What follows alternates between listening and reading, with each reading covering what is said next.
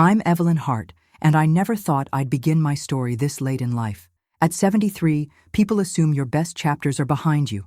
Tidy memories locked in albums, the rest just waiting rooms for decline.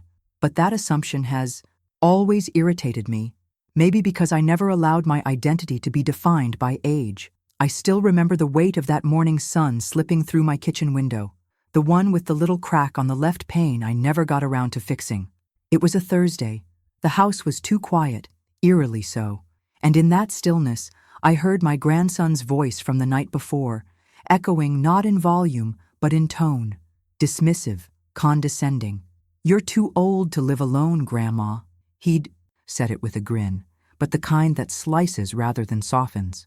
A comment tossed like an empty beer can into a recycling bin, as if its sharp edge wouldn't cut someone like me. I hadn't always lived alone. This house once breathed with the rhythm of my family, my husband Peter's footsteps, his off-key humming, the muffled clink of coffee mugs, our daughter Amanda's chaotic adolescence marked in slammed doors and whispered apologies, and later, the laughter of grandchildren filling the halls in the summers, running barefoot through the garden, their sticky fingers clutching melting popsicles. The home had a heartbeat then. Now, it was a mausoleum of memories, which my grandson Ben seemed to think meant I was ready to be entombed with it. But I wasn't mourning. I was waiting, watching, and what I saw over the past few years disturbed me more than silence ever could. Ben moved in 3 years ago after a temporary setback. His words: he'd just turned 30, lost his job in tech, and needed space to reset. Amanda, ever the diplomat, had asked gently if I might let him stay, just for a few months. He brought with him boxes of outdated electronics, a gaming chair that scraped my hardwood floors, and a sense of entitlement that grew more pungent than the protein powders he left uncapped on my kitchen counters. I said yes, of course. That's what grandmothers do, isn't it? We open doors, offer warmth. We say, "Of course, sweetheart," while the scent of loyalty masks the stench of boundaries being crossed. I'd expected gratitude. What I got instead was invasion. A slow erosion of respect, room by room. It began with small things, lights left on, dishes abandoned in the sink, unsolicited suggestions about how I should modernize my kitchen. Then came the subtle ownership claims. A smart speaker he insisted was, for my safety, connected to his phone, controlling my lights and doors. His girlfriend, Kayla, moved in without asking. Just appeared one day with a suitcase and a toothbrush in the master bathroom. "She'll keep you company," Ben said, as if companionship could be imposed like a utility bill. I adapted, as older women are trained to do. We call it grace, but sometimes grace is just the absence of a line in the sand. And I was growing, tired of being the shoreline that kept receding. The tipping point wasn't dramatic, not a screaming match or shattered heirloom. It was a Tuesday afternoon in the living room. I'd asked Ben gently to lower the volume on his music while I was reading.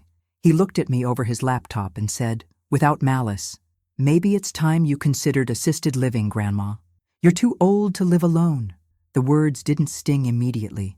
They settled slowly, like ash after a fire, soft but suffocating. I smiled and said nothing, but inside, something ancient and unyielding stirred. He thought this was his house. He thought I was just a relic he had to manage until I conveniently declined. He thought wrong. That night, I opened the locked drawer in my study, the one with the property deed Peter and I signed in 1981. I read it slowly, tracing our names with my finger like a sacred script. I'd never transferred the title after Peter, passed, and Amanda had once suggested putting the house in her name for estate planning. I'd refused gently then, instinctively. Thank God. I didn't sleep much that night.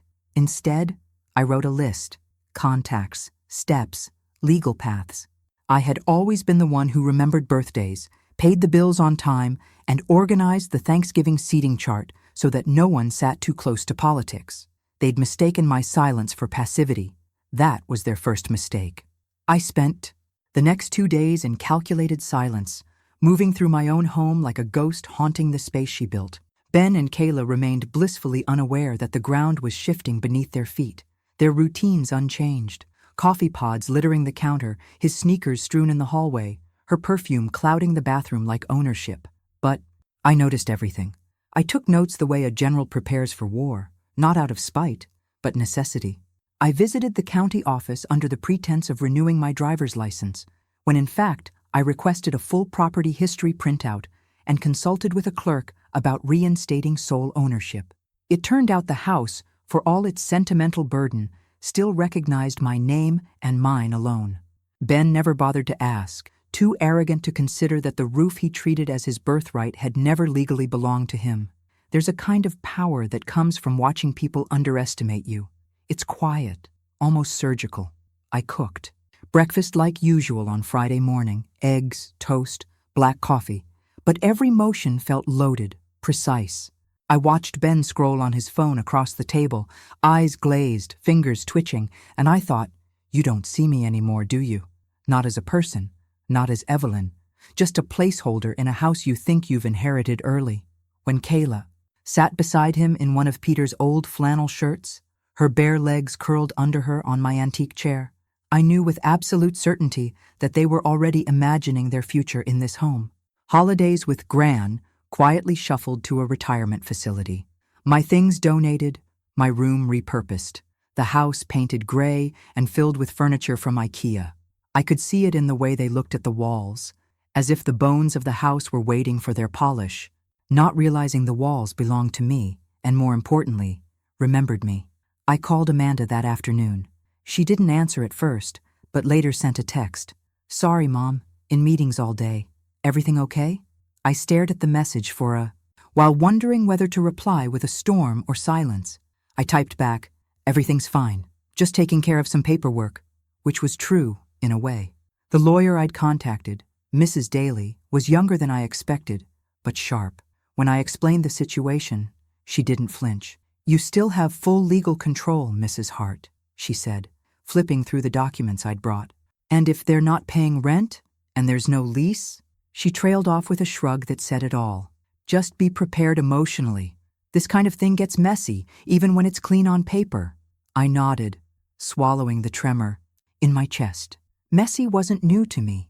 I'd buried a husband, raised a child alone, survived cancer at 61. This wasn't messy. This was overdue. That night, I walked through the house after they went to bed. I paused in the hallway where Amanda's height had been marked in pencil on the doorframe from ages 6 to 15. They hadn't noticed it, or maybe they thought it was charming. It wasn't. It was sacred. In the guest room, I found Peter's old cardigan still folded in the cedar chest, untouched since the week after the funeral. I held it to my face, inhaling the faint, ghostly scent of the man who once told me, "Don't let anyone erase you, Evie, not even family." It had seemed melodramatic at the time. Now it felt prophetic. I passed their room last, heard soft laughter through the door, the creak of the bed, a muffled voice calling out, "Can you believe she still uses a landline?" The laugh that followed was sharp, delighted. I stood there for a long minute, hand resting on the doorknob, not to turn it, just to remember what it felt like to own every part of this house, including its quiet. Saturday morning, I woke before dawn and made tea. I sat at the kitchen table with the sunlight slowly painting the floor, and I waited. At 7:43 a.m., Ben stumbled in wearing the sweatpants he always stole from the laundry. He reached for the coffee maker and mumbled, "We're out of almond milk." I didn't reply. He looked up, frowning. "Everything okay, Grandma?" I folded the transfer paperwork in half and slid it across the table. He didn't recognize it at first. He took a sip from his chipped mug and blinked. "What's this?" he asked. My voice didn't shake when I said, "It's a notice. I'm reclaiming the house." His laugh was uncertain, disbelieving. "Wait, are you serious?" I didn't smile. I didn't blink. I simply said, "You and Kayla have until the end of the month. I've spoken to my lawyer." And just like that, the spell broke. Not for them, but for me. For the first time in years, I felt my spine straighten without effort. The house wasn't just a place to exist, it was my final boundary. The walls I had once shared with love, now guarded by resolve. Ben tried to argue, of course. He raised his voice, said things like, "You can't just throw me out. I'm family." But family isn't immunity. Family is responsibility. And he had long since abdicated his. I watched his tantrum with the same dispassion I'd once reserved for temperamental investors. By noon, he'd called Amanda. By 1, Amanda had called me, but I didn't answer. I needed time. I needed space. I needed this moment to be mine, and mine alone. Amanda showed up on Sunday unannounced, which was her way. She'd always inherited Peter's need to handle things personally, a trait I admired once. But as she stepped out of her SUV, still running, as if expecting to leave quickly, her expression said she hadn't come to talk. She came to fix. That was the problem with Amanda. Fixing meant making things neat again, smoothing over the rough edges without asking where the cuts came from. She rang the doorbell like a stranger, even though she still had a key, though she hadn't used it in years. When I opened the door, her smile was taut, already fraying. "Mom," she said, not stepping in. "What is going on?" I didn't move aside to let her in. I wanted her to ask for entrance this time, not because I needed the symbolism, but because I needed her to see this house as mine again. "You can come in, Amanda," I said quietly, watching her eyebrows twitch at the shift in tone. Once, inside, she walked like someone inspecting damage. Her gaze flicked to the hallway, then the kitchen, then the closed door to the guest room. She sat at the dining table where Ben and Kayla had laughed just days before. "He called me in tears," she said, pulling off her sunglasses. "Said you handed him an eviction notice, that you've lost your mind." I poured her tea the way I always had. Earl Grey, 2 sugars, no milk. She didn't drink it. "He's 30, Amanda," I replied. "And this isn't his house. It never was." She blinked at that. I think part of her had convinced herself that I'd quietly handed the house over years ago, in the unspoken way women relinquish their spaces to the next generation. But I hadn't. I'd just gone quiet. I told her about the transfer, the paperwork, the lawyer. I didn't tell her about the late nights walking the halls, or Peter's sweater, or the way Kayla's laughter chipped at my sense of place. I didn't tell her about how long I'd watched my own erasure unfold in daily increments, the loss of my favorite chair to his gaming setup, the way my cooking was slowly replaced by Uber Eats orders, the music that drowned out my thoughts. I just told her the facts. Amanda's face shifted through disbelief, irritation, and something that might have been guilt, though she masked it well. "He's family," she said finally, like that explained everything. "Family doesn't mean you get to take without asking," I said, more tired than angry now. "It doesn't mean entitlement. It means care, respect. You used to know that." Her lips tightened. "Mom, he's been struggling. The job market's brutal. You could have told me things were getting bad." I stared at her. "Amanda, I did. Not directly. But I hinted. I asked for support. You thought I was being dramatic." "You always think I'm being dramatic." Her silence was confirmation enough. She fiddled with her phone, as if hoping a text or email would pull her away from this discomfort. "So what now?" she asked finally. "You just kick them out and live alone like some stubborn martyr?" I nearly laughed. "No," I said. "I live alone like someone who's earned peace." She left after an hour, tension coiling in her shoulders like a failed mission. I watched her drive away, her tires crunching on the gravel I'd swept myself. Inside, the house felt different again. Not quieter, but clearer. I made myself lunch, real lunch, not something microwaved to avoid disrupting others' routines. Tomato soup, grilled cheese, sliced apples. I played music in the kitchen, not too loud, just enough to fill the corners with something that sounded like me. I lit a candle Peter had once teased me about. Jasmine and cedarwood.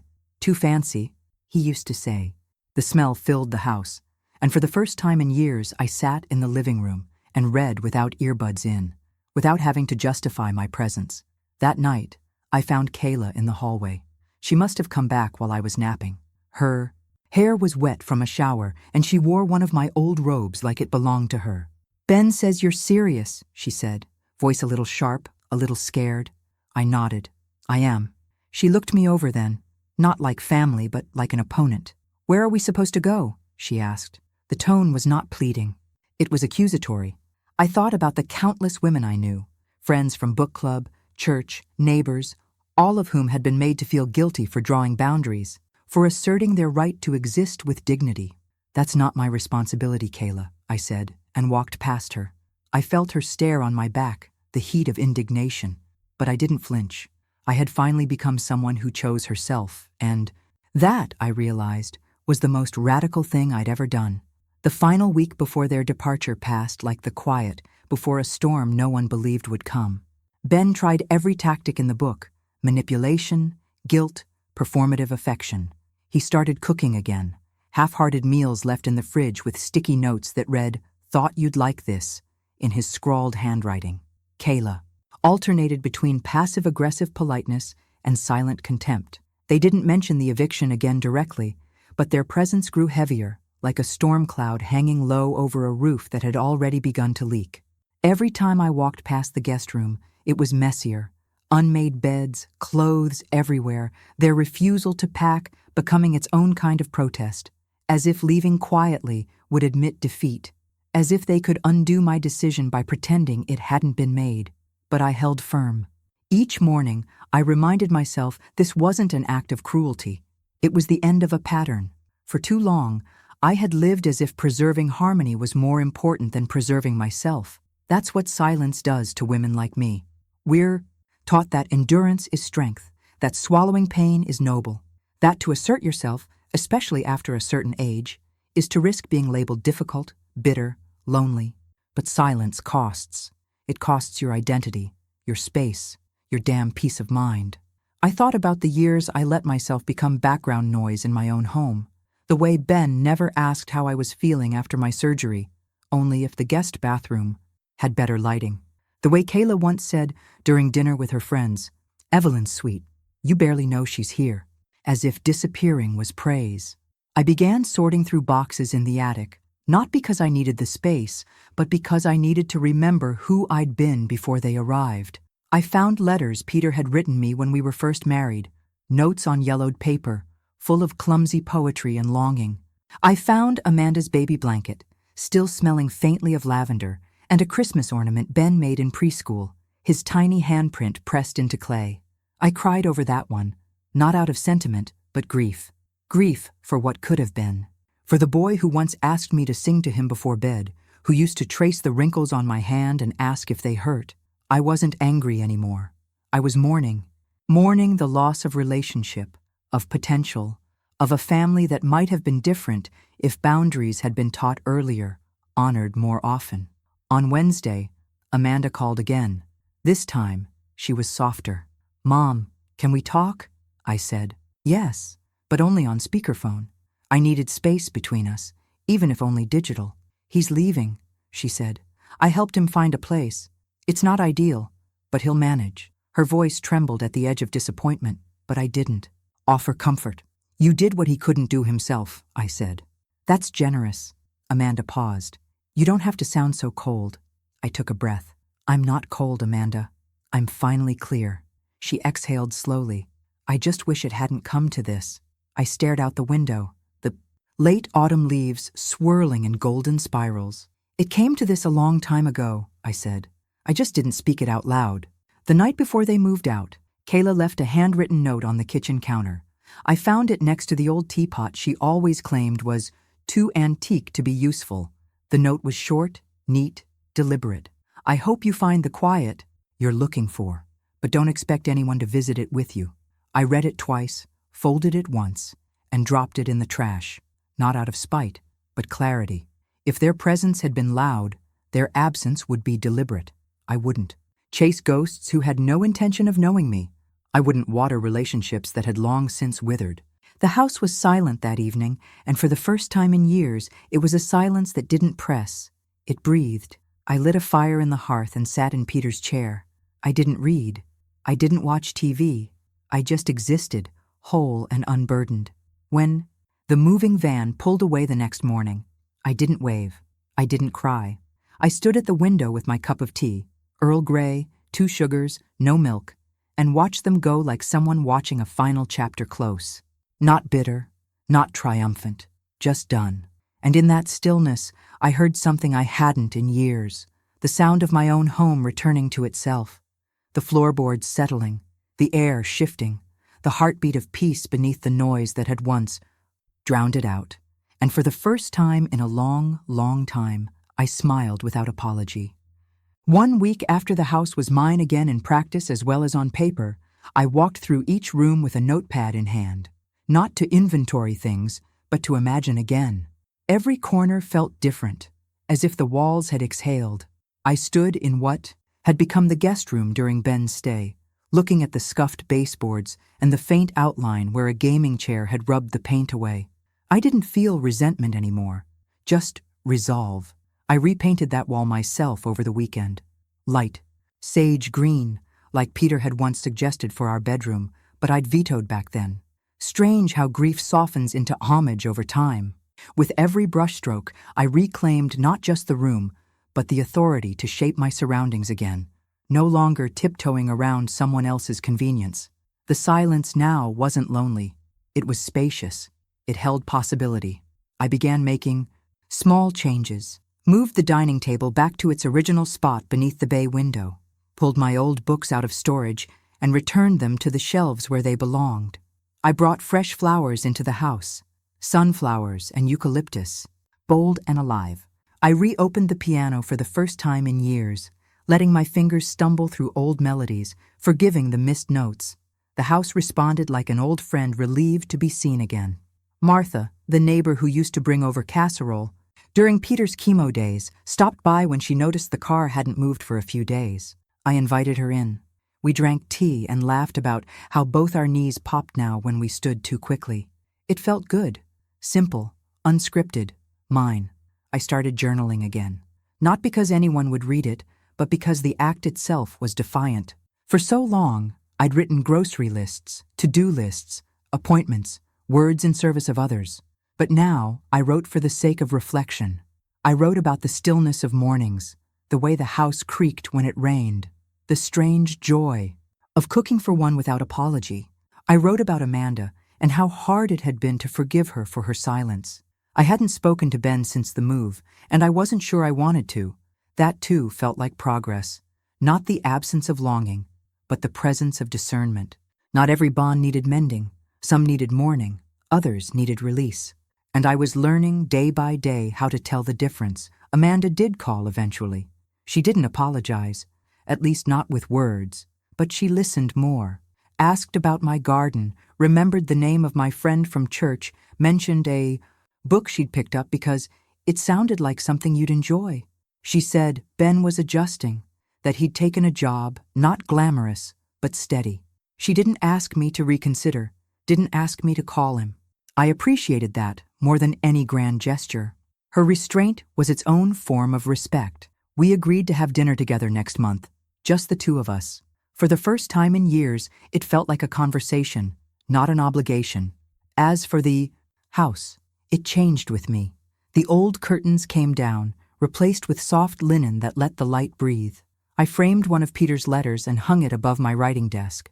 I planted herbs in the windowsill and learned how to make sourdough, failing gloriously the first 3 times. I painted the mailbox a bright red that clashed with the HOA guidelines and ignored the warning letter they sent. I wore silk robes in the morning, even if no one saw. I danced barefoot in the kitchen to Billie Holiday, and I stopped explaining myself to anyone. There was a freedom in solitude I had forgotten. Not the freedom of absence, but the freedom of presence, of being wholly and unapologetically oneself. Sometimes, I still hear Ben's voice in my mind. "You're too old to live alone, Grandma." And now, I smile. Because living alone wasn't the tragedy he thought it was. It was the beginning of sovereignty, of remembering that love doesn't mean tolerating disrespect, and family isn't defined by guilt. This house, once a symbol of obligation, has become a sanctuary again, not because others left, but because I returned to it, returned to myself. And if there's a lesson in any of this, it's this. Never let someone else decide when you're for. Story is over, especially when you've just begun writing the best chapter.